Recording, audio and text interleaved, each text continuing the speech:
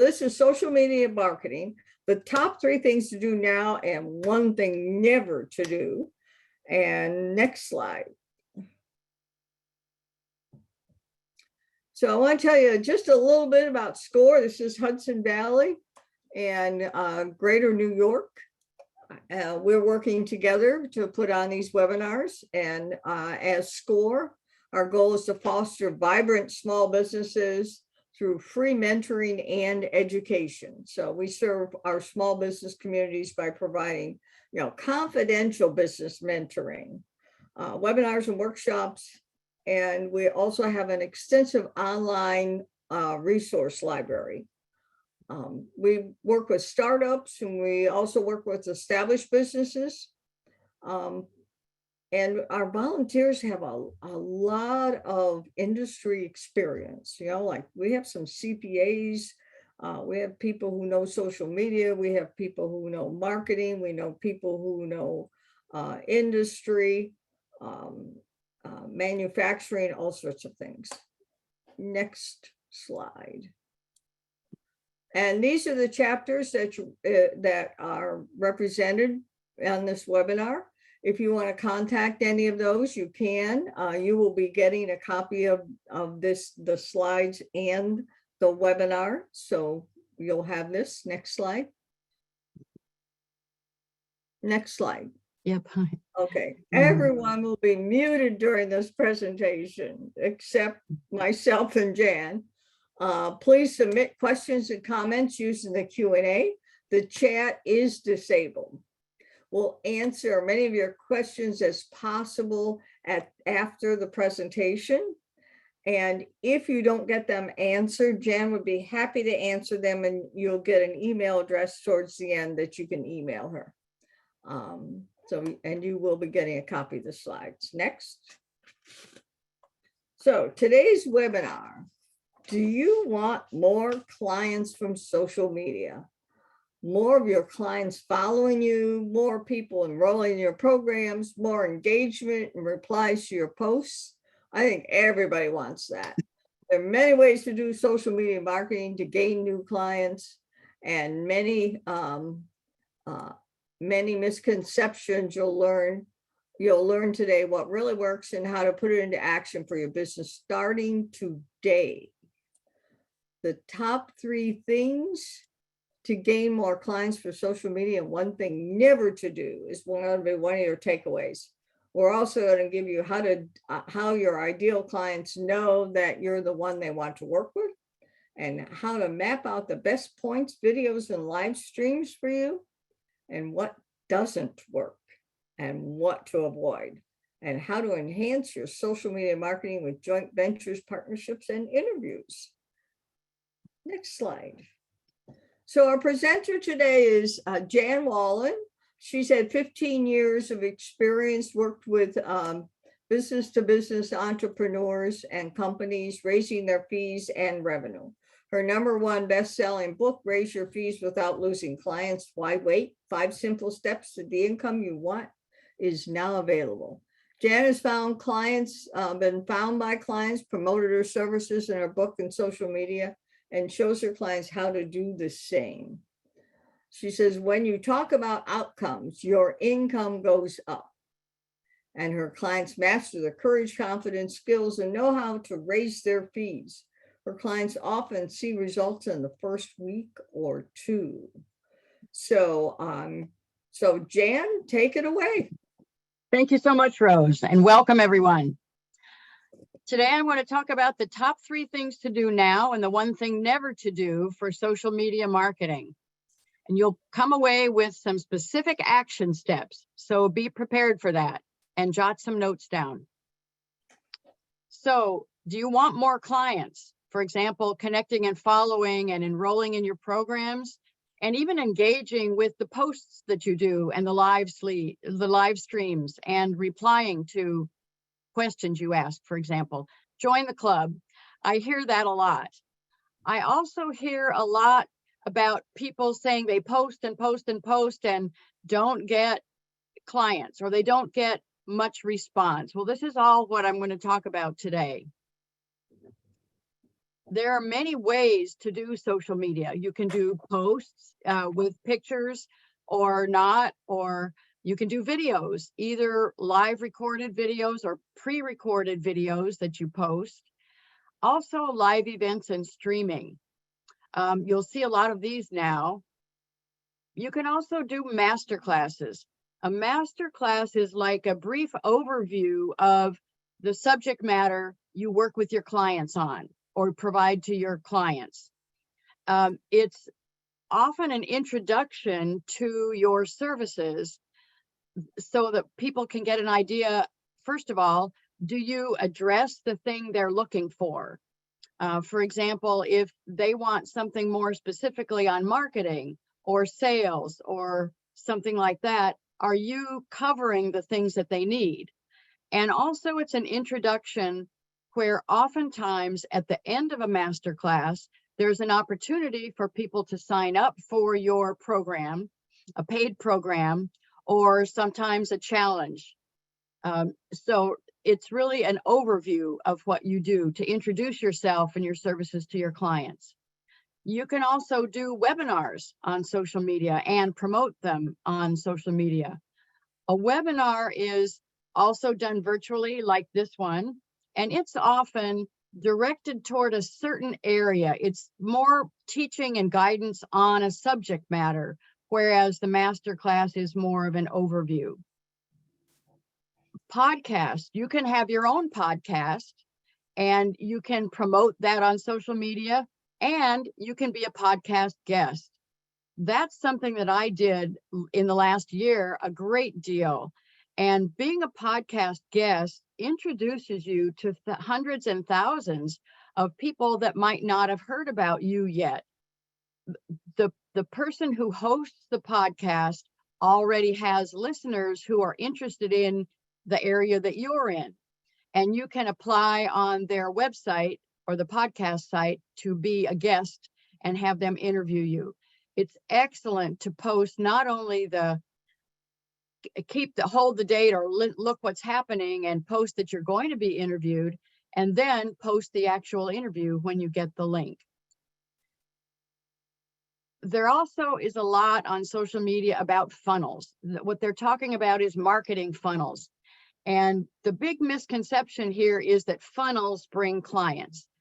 That's not the case. The funnel helps get people from the stage of being interested in you to thinking, oh yes, this person might be someone I want to work with. And then another stage, well, yes, this really does, I really think they can solve my challenge. And then the next stage is they're interested in buying your services or working with you. The key here, if you'll notice, the picture has one yellow door. The key is to choose the thing or things that fit you and your business and your potential clients. Don't do everything on social media for marketing just because everyone else does. It won't work. There's an interesting dilemma about social media also. It actually creates distance between people. It seems as though if you can be in touch with hundreds and hundreds of people all day, every day, there should be a connection of some kind. It's often not that, because people are looking at a very shallow view of what's going on with you and your business and what you're doing. Also, distractions. Social media itself is a distraction. Think of yourself. I can say for myself, occasionally, if you get the notifications about social media, it's really an interruption and a distraction, because no matter what you're doing, oh, I better check social media, or the thought comes up, oh, I better check. So that's really distracting from what you're doing. And the people on social media are very distracted. So it takes special things now to get their attention and keep it. The social media platforms also use algorithms. Those are like formulas where they look to see, for example, how many people like certain posts or a video that you did. And if certain people like it, then those people will see more of your posts. So social media in part decides who sees what you're posting. And that's one thing to take into consideration. And also, I hear a lot in programs and programs that are promoted on social media that this is the way to do it. This is the best way, the only way to do it. There is no only way to do it. The best way is the way that fits you and your business and matches up with your ideal clients. Here's a little bit about me. I have spent years working with B2B companies, consultants, entrepreneurs, and speakers on raising their fees and revenue. One of the most successful things I did in terms of growing my business recently was for my book. I was a guest on podcasts, and I highly recommend that as a strategy. So keep in mind that might be something for you. Here, I want you to know some of the misconceptions and mistakes before we go into the action steps and things for you to do for your business on social media. These are some of the things that I see the most. A big mistake is random posts just because you've heard that you should post several times a day, or 5 times a week, or 7 times a week, or twice a day. Random, unfocused posts don't help your buyers get to know you. And if what a lot of people do is they'll call and they'll say, I'm just not getting a reaction from social media, and I'm not getting clients. I'm promoting my program and nobody's signing up. And then when I look further into it, they're simply posting something every day and then going on with the rest of their day. And then the next day they think of something else to post. There's no strategy. There's no roadmap. And people see that as a distraction. Whereas if you start posting in a focused way, they realize that you're saying something that has continuity and they want to know more. You may also hear that social media ads are the only way to go. Nothing is the only way. Ads have their place. Both Google ads and social media ads have their place. It's not appropriate for startup businesses for the most part, because they work by targeting your ideal client. And once you've been in business for a while and have some clients, then you can help direct the targeting in a way that's going to be the most successful.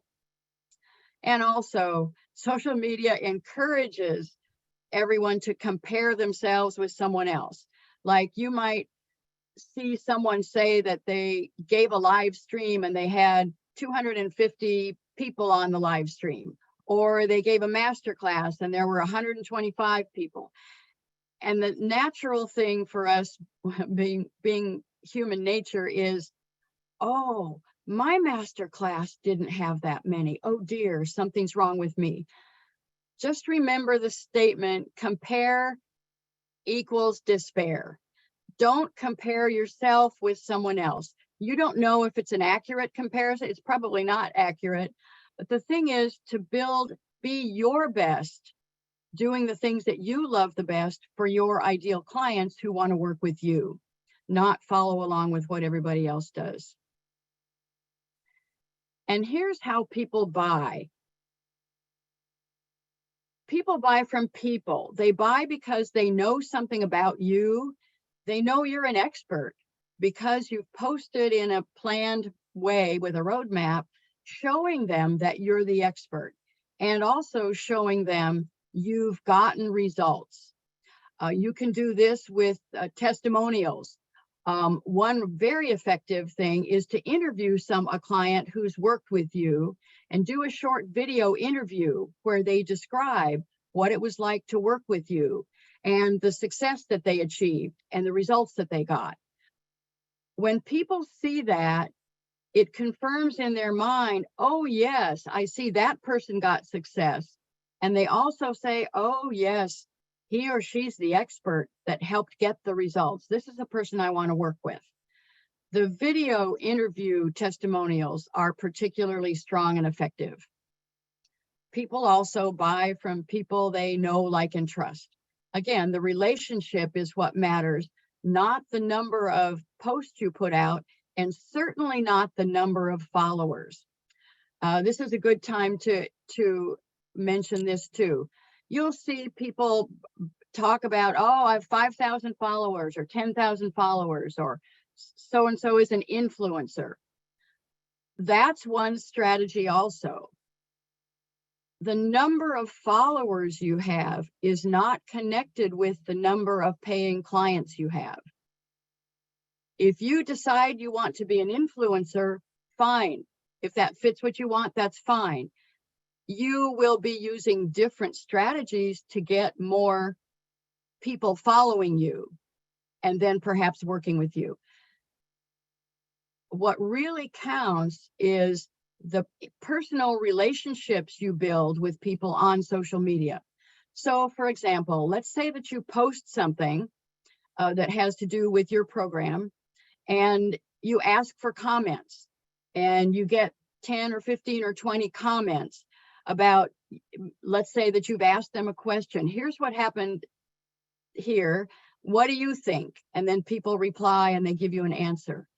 When they give you an answer, take time to read all the answers and then respond back to one person and comment on what they said. Maybe ask them another question after that.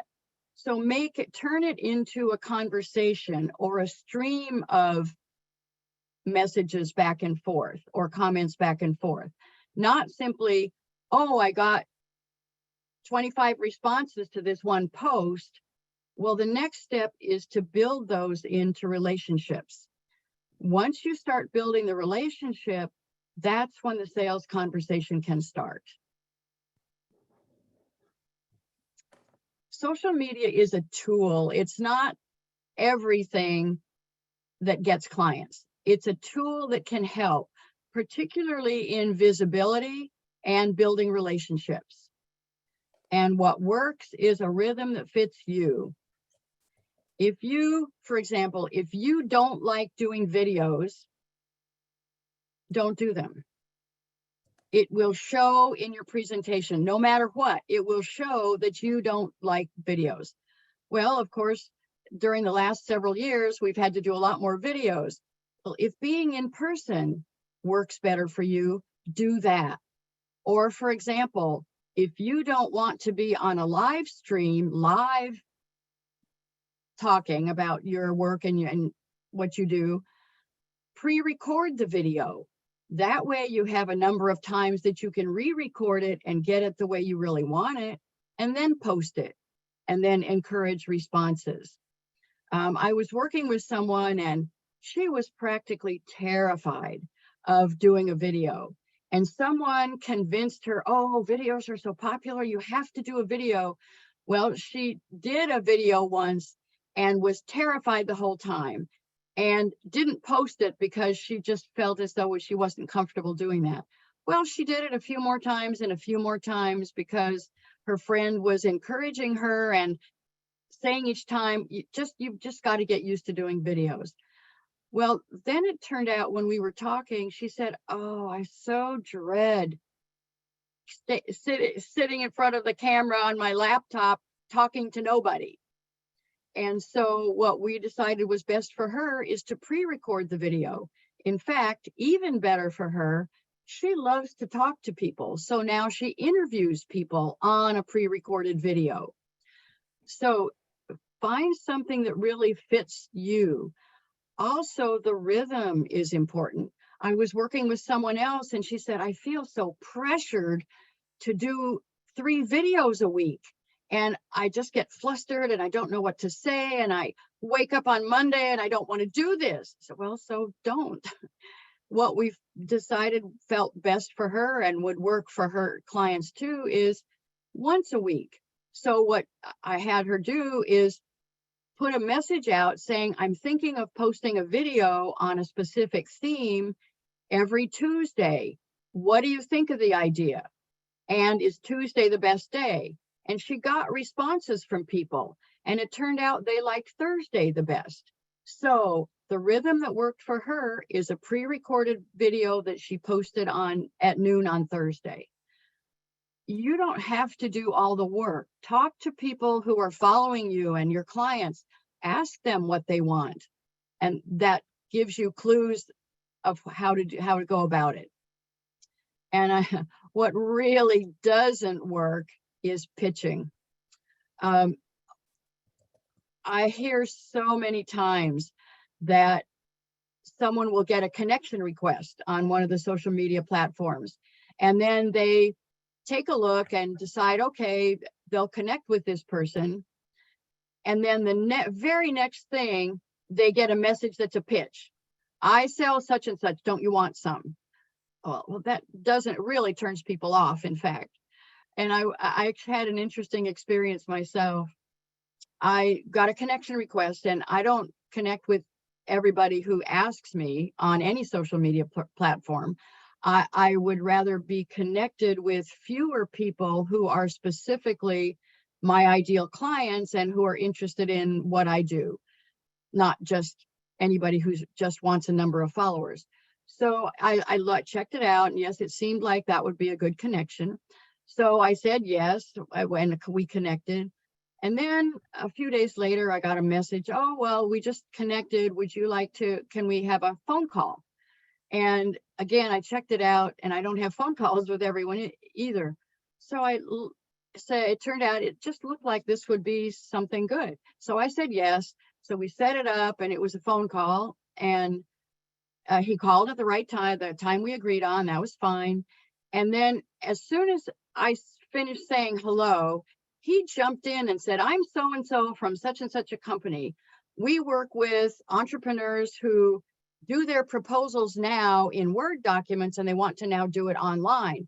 And our program is the best because of this and this and this and this. And he talked and talked and talked for 5 minutes straight. And finally, he paused.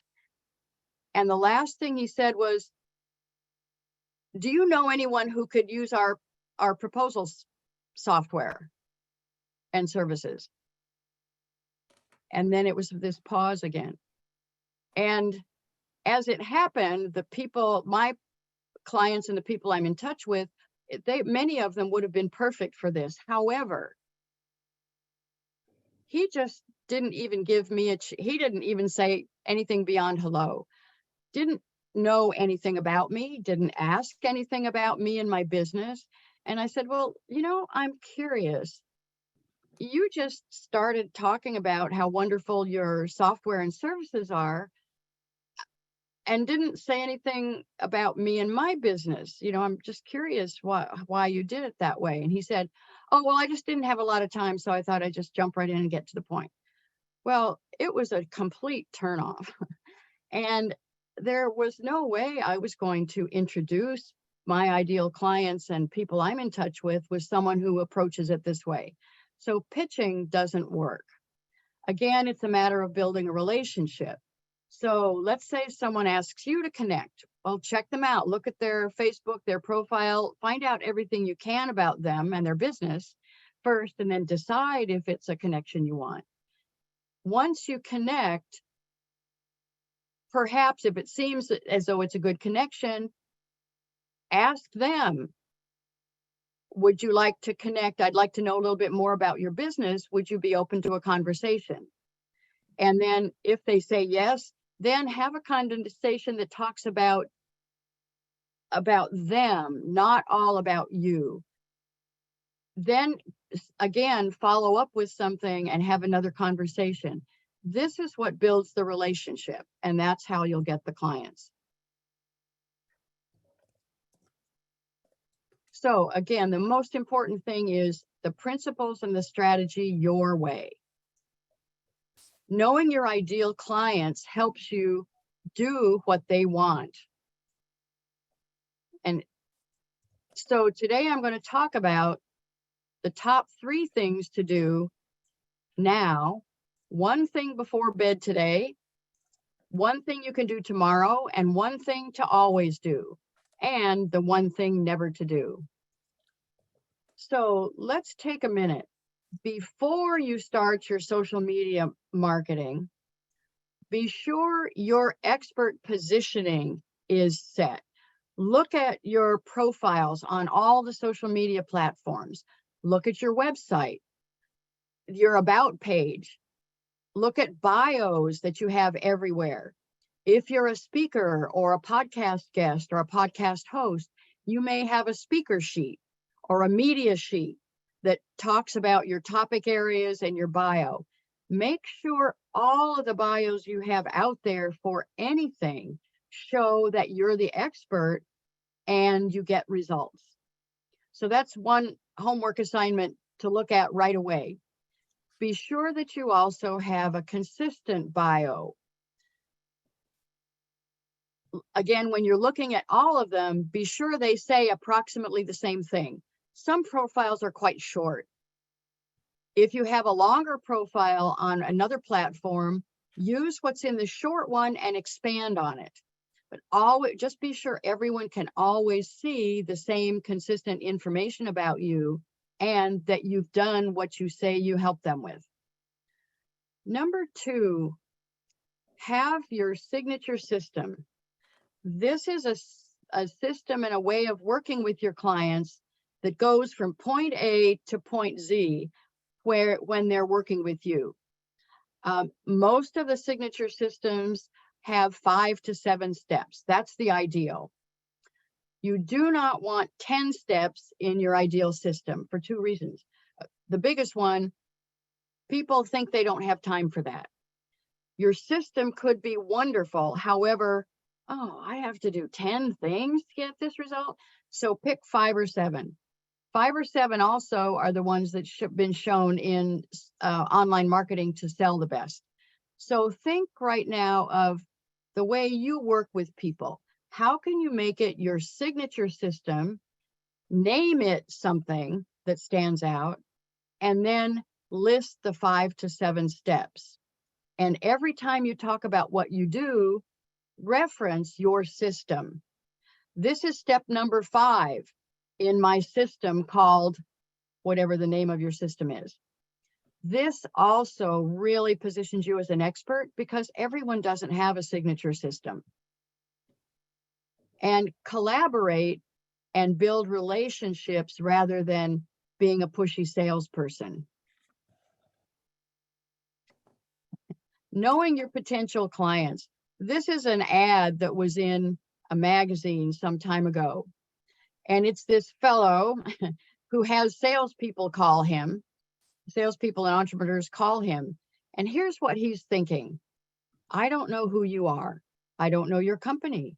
I don't know your company's product.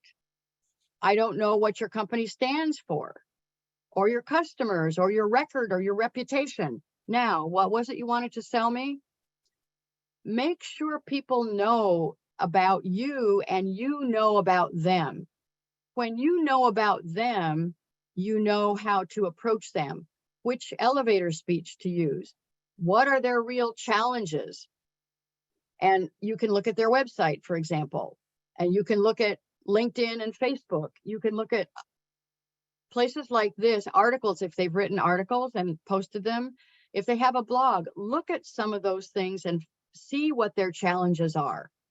You can also Google challenges in the design industry, challenges in the human resources. So you can find out what challenges are. That way you'll have an idea of how to put your elevator speech in a way that relates to the challenges that person has. So the top 3 that make the difference is your positioning as the expert, your signature system, and then be consistent about it.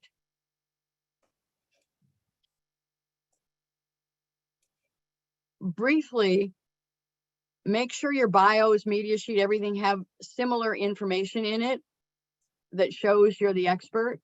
What I recommend also is on your LinkedIn profile at the bottom, or other profiles as well, or your media sheet, or anything you send out, put a testimonial, something someone has said about working with you.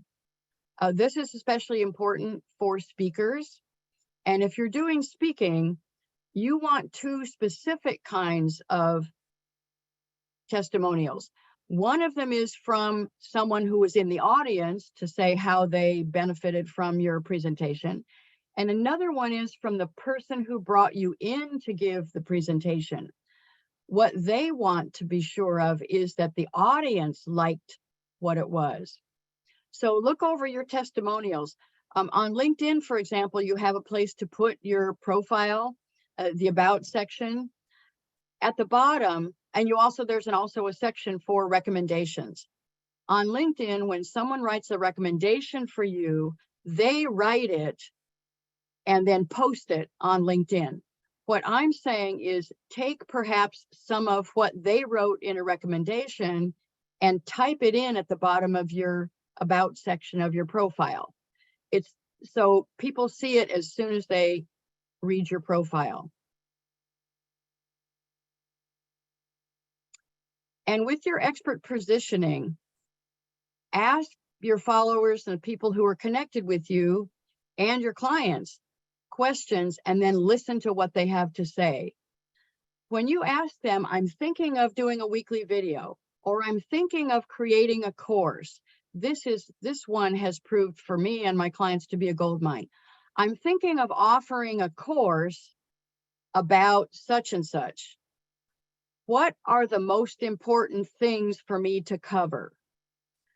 When you ask that question, you get answers because people see that you care about what they say, and they're going to tell you exactly what they want to know about that subject. You can take their comments and create the course right around those comments, and you know you're giving your clients exactly what they want. They also see you as the expert when you ask them, because they see that you really want to know, that you care and you really want to know what they think. Most people don't do that. And our world now is people don't take time to do a lot of things like that. So when you do, it really stands out. Okay, your signature system. 5 to 7 steps is what works the best. These are 2 examples of how someone created a visual for their signature system. The one at the top is from, I'm using in my book, from Alan Weiss with his permission. He lists everything on the left that he'll consider with the company he's working with. Then there's the pyramid of strategic alignment, and that goes out to reaching the goals. So he calls on enterprises, large corporations, and explains what it is he does and how he can solve their challenge. What he also does is create a visual like this in a PDF, or have a designer create one for you, and then he leaves it with the client. This is super because the person he talked to is probably going to talk to 3 or 4 or 5 other people to decide whether to bring Alan in. When he has the PDF, he can pass it along to those other people. He's not having to stumble for words to describe what Alan said he did. You can do the same. Once you create the visual for your system, then give it to people. The second one on the bottom is one that David Newman created in the middle of a presentation, and it illustrates the point he was making exactly. And what happens when there's a visual, we grasp it quicker. I've seen numbers where people grasp visuals at least 60,000 times faster than words.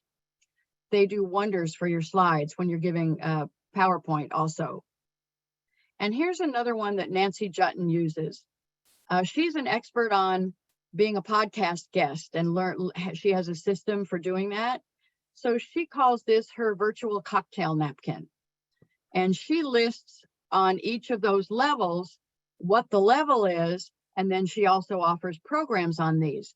Well, look how easy it is to see exactly what she does and where you might fit to get the results you want. So think seriously, first of all, about the 5 to 7 steps and then the visual to show. And then always show action steps. So you would list the steps, for example, and then an action step that someone could take to put that step in place. For example, you could do this in posts, you could do it on a sales page, you can do it any number of ways in a video, and also start putting QR codes that go directly to your website, for example, or to your program that you're promoting on social media. Always have testimonials and client interviews. As I said, video interviews are very, very effective so that people see the results from other people. And then give workshops, master classes, and webinars on your system. People will then associate you with a system and associate you as being an expert. And then fit whatever you do with your own rhythm and the strategy that your clients want. Post in a consistent way so that they can count on you, so they can expect posts at certain times or videos or live streams on a specific day. I myself have been surprised at how many people have counted on something I did at noon every Tuesday. And when you do something like that, you can start promoting it on Friday or over the weekend, and then a reminder on Monday, and there you are on Tuesday, and people show up. Be sure to repurpose your material. You've probably created things already. Find the things you've created and fit it into the steps of your system, and use it in social media posts, a media sheet, on your website, everywhere you possibly can.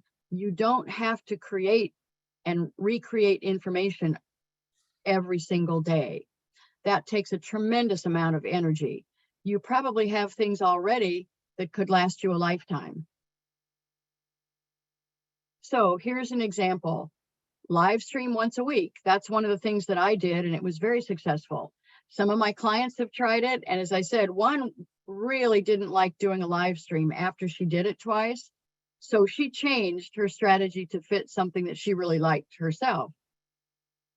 And she started pre-recording videos. What she found also, and I must say I did myself for my book has QR codes that go to videos. I found it was a lot easier to do 3 short videos in one afternoon rather than one every day for 3 days. If that fits you, that's a great thing to do. And you can post podcast interviews that you've done on your social media. Again, it's more effective if you maybe call it Podcast Thursday, and every Thursday you post something about a podcast you've done. People are really looking for this consistency, and they see you as an expert when you do it. So here are the 3 things to do now, and specifically, before you go to bed today, map out your consistent week. What posts are you going to post for the next week? And also figure out what's a follow-up post that you can do during the week also for each of those. Tomorrow, take some time to map out your 5 to 7 step signature system and the visuals. You don't have to be an artist to do the visuals. If you can draw a circle and a square and a triangle and a line, you can do this. And always keep an eye on your expert positioning. Always be sure when you've done more podcasts, be sure they're included in your media sheet and your profiles and your bio on your website. Really keep things up-leveled and up-to-date. Now, the thing never to do, never wing it. Never just post things that come to your mind first thing in the morning. Really have a reason to post what you do. Know your clients and their challenges. and your system is how you solve them. So you can post about your clients and ask the question, are you someone who faces this challenge? Then you can say something about your 5 to 7, my signature system solves it this way. And really take time to understand your clients. One of the best ways I've found is to post something that asks a question and then carefully read the responses and reply back to people. Have it a personal connection and never guess what their challenges are. This is always a dilemma for entrepreneurs. We have a way of seeing a challenge, a solution for something, and a way someone can do something better, or a company can be more productive or make more revenue. The dilemma is we have to be sure the client thinks that's the challenge before we rush in to solve it. I see so many entrepreneurs come up with wonderful ideas and they skip the step of validating the idea with potential clients. You can do that in some very easy market research that isn't very time consuming. You simply ask them, I'm thinking of doing this, or I'm thinking of writing a book on this, or giving a program on this. What do you think? Is this something you'd be interested in? If you do that and the answers are primarily yes, follow up with them and say, well, what exactly could I put in the course, in the program? And then you have a way of creating a program that people want to buy. So here's my contact information. We do have time for Q&A, and Rose is going to lead the Q&A. So ask your questions. I see there's some in the Q&A section, and we'll answer as many as we possibly can right now. And if it happens that we're not able to answer all of them, I will answer them by email. Rose, it's all yours. Okay, so we have several questions here. Great. The first one, someone asked, how do I show who I am on social media? Okay, that's an interesting question. I'm not quite sure I understand that. So if you ask that question and you're listening, perhaps expand on it. What I'm thinking is, a question that I get a lot is, I'm a person and an entrepreneur. How do I show up on social media so it shows both I'm a person and an entrepreneur? The social media sites usually have a personal, for example, there's a personal profile on Facebook, and you can also have a business page. And you might also have a Facebook group of potential clients. If you have it, and so when you show up, I guess it also partly makes a difference. What's your goal? If you want to get clients on social media and do social media marketing, you must show up and show who you are as the expert in your area.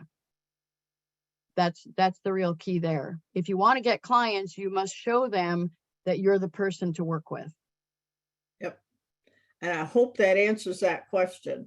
I do too. Another one asks about paid ads on social media. Is that a good idea, bad idea? What do you think? Good question. It really depends on your overall strategy and the stage of business that you're at. Social media ads have a place. It is a strategy, and it works for some businesses. It's not the best strategy if you're starting out with your business.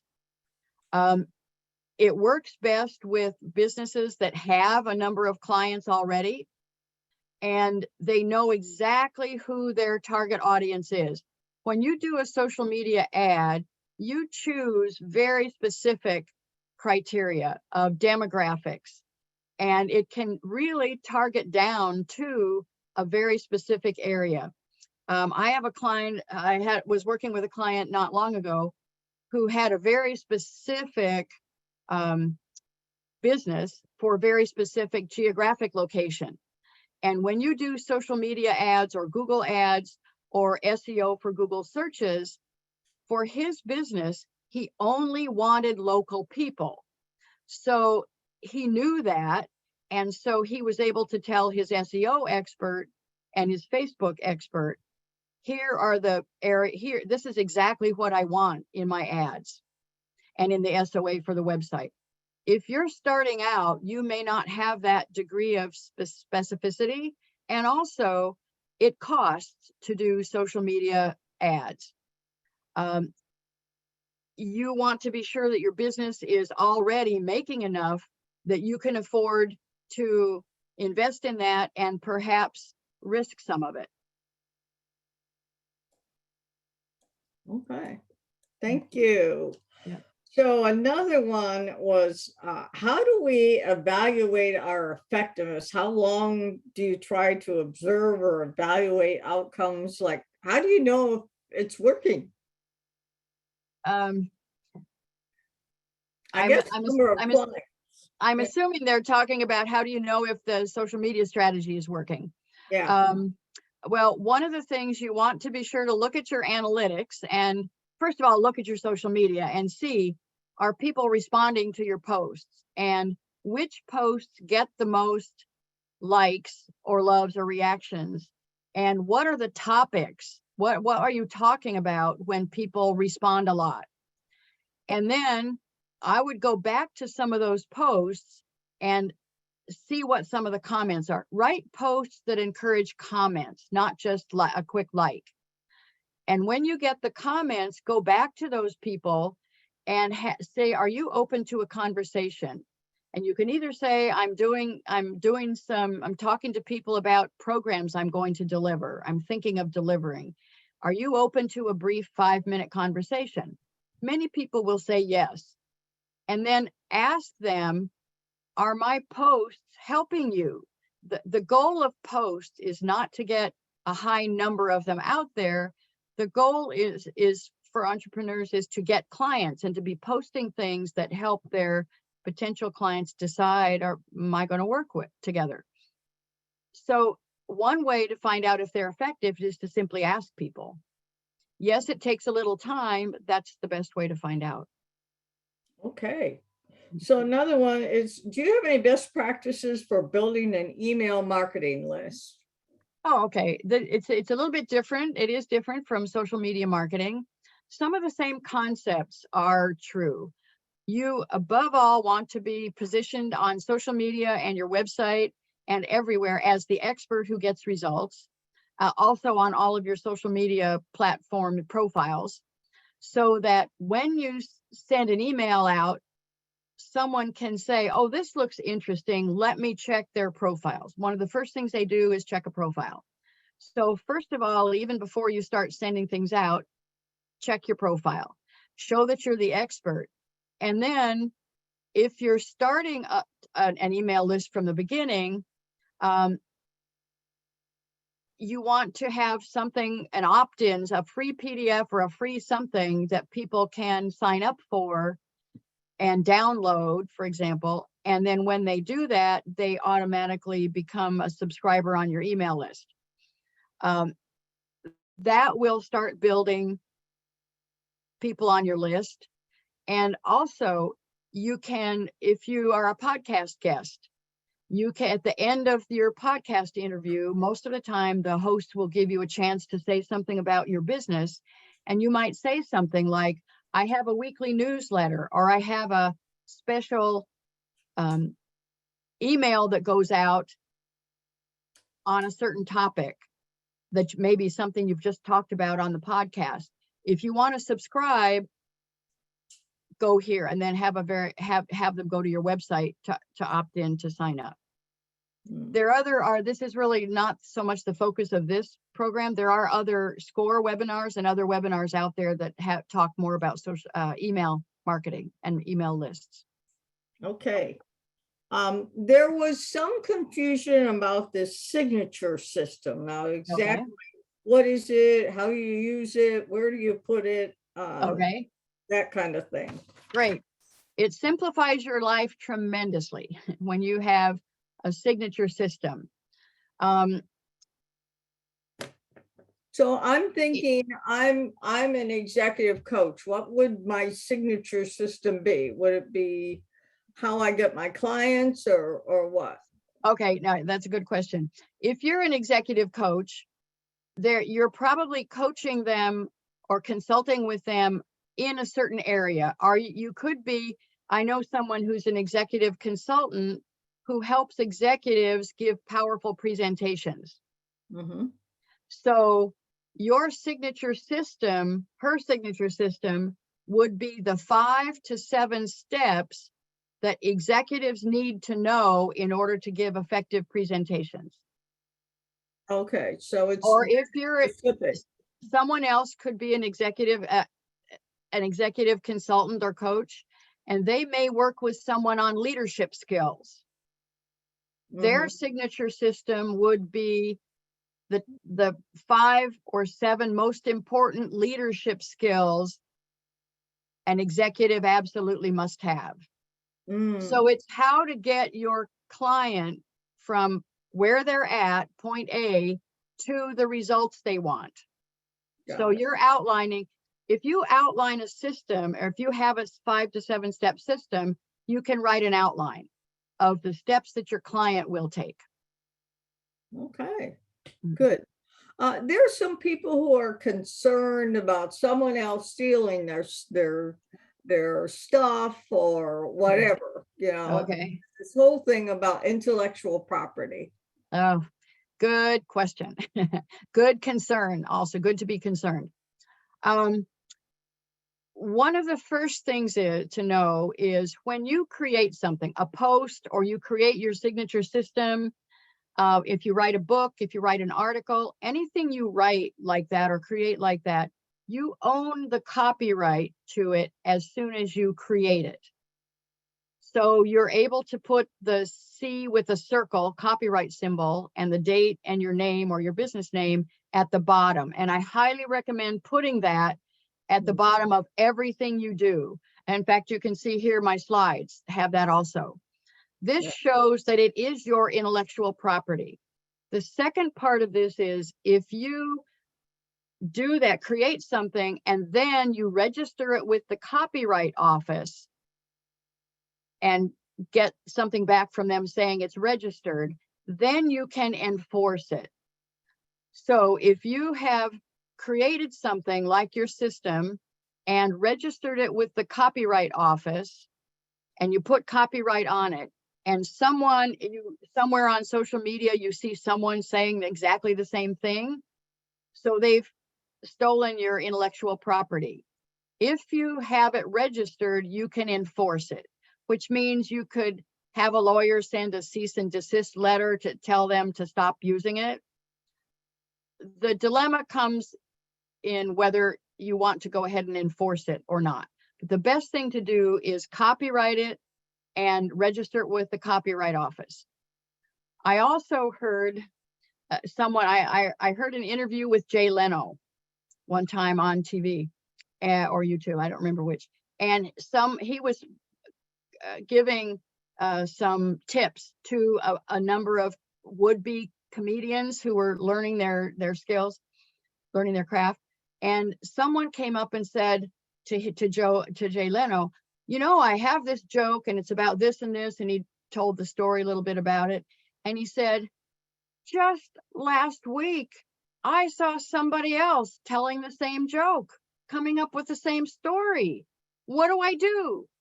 And Jay Leno said, think of some more. Oh, We can't nice. worry ourselves for the rest of time if someone borrows or steals or says the same thing we do. We can't, it's not a way to live your life. You can do the copyright and the trademark and things like that to protect your property. But beyond that, Nah. create something else. Okay. Do you have any opinions about what are the best products or services to sell on social media? No, I don't have any statistics on that. I'm sure someone does, and I'm sure you could Google it for one thing. That would be a place to start, is to do Google search Yeah, on somebody best else, products to sell on social media. okay, somebody else says oftentimes they have a call to action, meaning we are posting a specific supplier's promotion, which has an end date. Is that okay to post from time to time? Say No, that again. I'm not sure I got the beginning. a call to action with an end date. Oh, yes. Yes. I highly recommend an end date.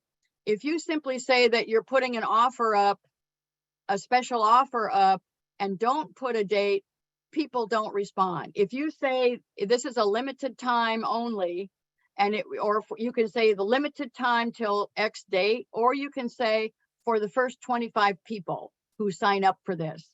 Yeah. And That is an incentive for people to actually sign up. And if you do that, if you say that first 25 people or X date, be sure you stick with that.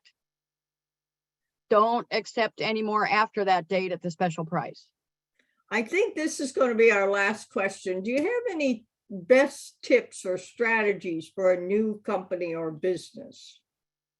Okay, sure. A lot of it is in what I said today. So go back and watch the replay and pause the replay and take the time to write out the things for yourself and your business. The most important thing is to show that you and your company have the expertise. You are the expertise to solve the challenges they're looking for.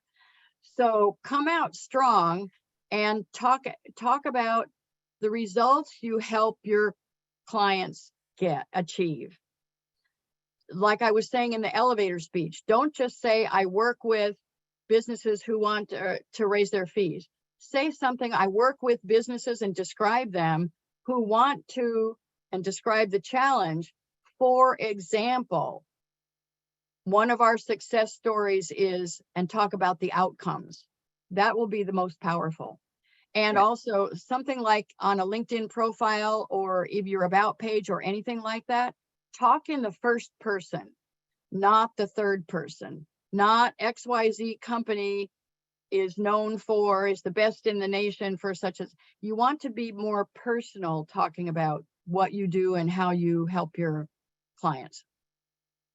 Okay, there are a lot more questions. I would recommend that if you want these questions answered, go ahead and email Jan Wallen at scorevolunteer.org and she'll answer them for you, or text her or whatever. Yeah. And Jan will be very happy to answer them. She's really good at all of this. I have some personal experience with that. So very good. Great. Next slide. Mhm. Okay, so Oh, next month's webinar is Where's the Money? Everybody wants to know where's the money. It's Wednesday, August 16th at 1 o'clock. Next slide. Thank you all for being here. Thank you all for your questions. We really appreciate that. And next slide. And just so you all know, SCORE is supported by the Small Business Administration. It's a federal agency. That's where we get our money to do what we do, but we are all volunteers. We're volunteer mentors, volunteer presenters. We don't get paid. We do this because we want to help small businesses. And thank you all for being here. Be sure to email Jan with your questions. Mhm. Okay. Wonderful. Thank you for being here.